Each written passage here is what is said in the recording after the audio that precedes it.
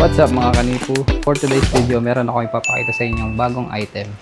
And sigurado ako matagal nyo nang nakikita tong mga ganitong klaseng garnish sa windshield.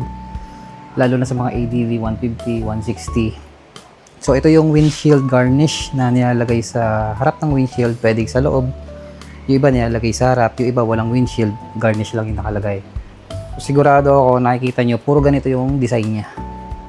Yan, pare-parehas lang, nabaliktad lang nila, pwedeng baliktad yan eh. Ito yung mga unang labas pa, yung plastic pa. Yan, may nilabas na CNC to, si ARM, yan, meron ding ibang brand. Then, meron pang mga two-tone. Mayroon akong nakita sa Shopee na bagong item. Halos same lang naman na idea, same garnish lang din, pero iba yung design. At ito ay galing sa Hayadesu. Yan. So, Hayadesu brand, CNC na siya at iba't iba rin yung kulay nito. And ang napili ko ay silver kasi silver naman talaga yung design ng mga nakalagay sa ADV ko. So, iba yung design niya. Tingnan natin kung anong kasama nito. Lalagay ko na lang yung link nito sa description. Pwede ito sa ADV 150, pwede rin sa 160. Ayan. Galing sa Indonesia to. Indonesia yung country. So, Hayadesu brand.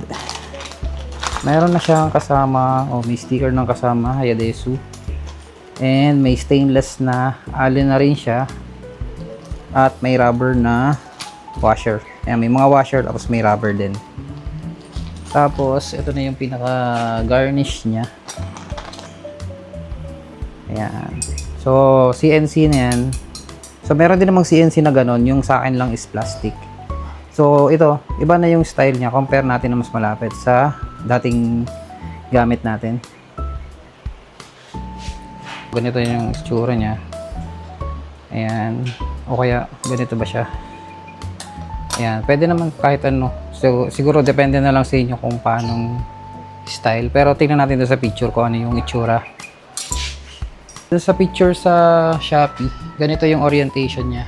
Ayan. Ganito na rin yung orientation na ilalagay natin. Bahala kayo kung anong gusto nyong orientation. Pwede naman siyang pabaligtad. Ayan, pag ganyan. So, depende sa inyo. So, akin, gagayahin ko na lang muna yung kung ano yung nasa picture. Ayan, tanggalin na natin yung stock. So, nagpalit na ako ng hang bolts dito. At saka may, ano pa siya, may washer na hang din.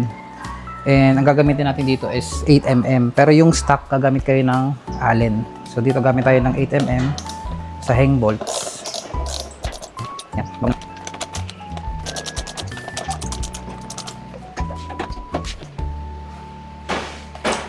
Oops, nalaglag.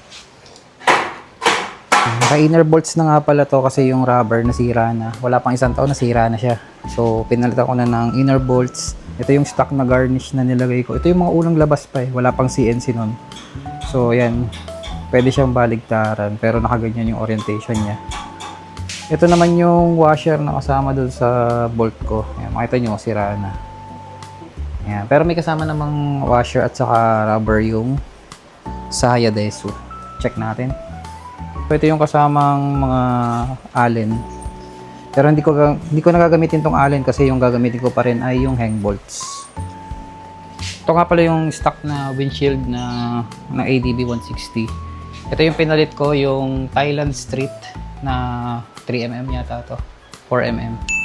Tapos, hinitgun ko na lang to para medyo magka-curve ng konti, pati itong unahan. Ayan, binago ko na. So, ito na lang muna yung ginagamit ko para hindi mataas. Ayoko kasi nang masyadong mataas yung windshield.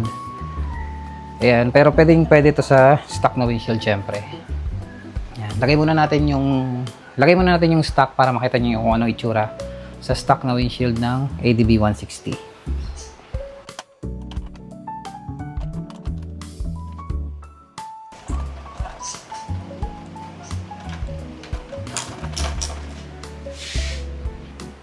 So, ito yung tsura niya kapag nakalagay sa stock na windshield. Yan. Para kakaiba na yung itsura kasi kadalasan nga na nakikita natin sa mga naka-ADB, naka-Aerox. Ayan, mga naka-ADB, 150, 160, puro ganito yung itsura. So, ayan o, nag-iba na. Then, ito yung stock na windshield. Hindi ko na masyado hinigpitan. Gusto ko lang pakita sa inyo. Yan naman yung itsura niya pag nakataas yung windshield.